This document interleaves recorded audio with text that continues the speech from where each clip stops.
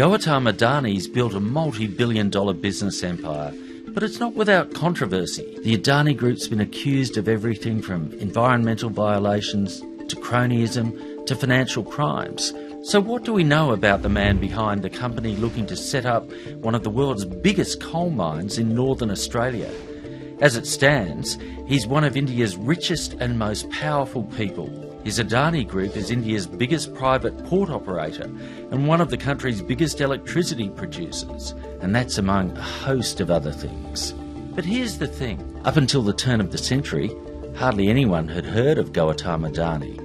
The story you often hear is one of rags to riches, a college dropout who turned his last few rupees into this massive business empire.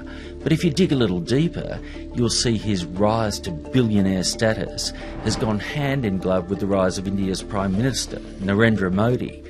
In the Adani Group's home state of Gujarat, Modi used to be the chief minister.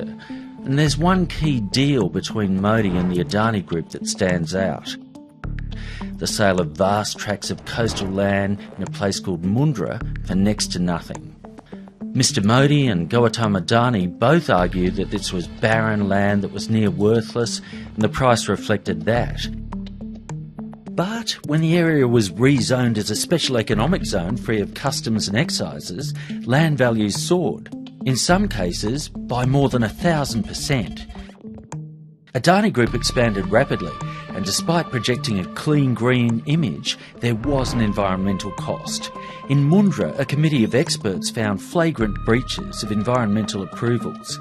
The company had promised no existing mangroves shall be destroyed, no filling up of creeks and reclamation of creeks. Yet vast areas of mangroves were destroyed and creeks were filled. And it was no isolated incident either. In all cases, Adani Group denies any violations, and it's appealing against adverse court rulings. According to a report by an anti-corruption ombudsman, Adani Enterprises bribed public officials and politicians in the southern Indian state of Karnataka. It was part, allegedly, of an illegal iron ore export scam.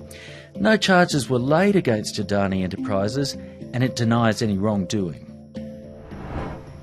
It's also faced allegations from Indian tax authorities of siphoning off money to tax havens in what's known as trade-based money laundering. Again, Adani denies the allegations, and it's never been prosecuted. In Australia, the Adani Group owns the Abbott Point coal terminal in Queensland and has the rights to develop Australia's biggest coal mine. Behind its ventures here is a complex web of companies and trusts leading to tax havens. Supporters reckon Adani's projects will create jobs. But it's worth asking the question, at what cost?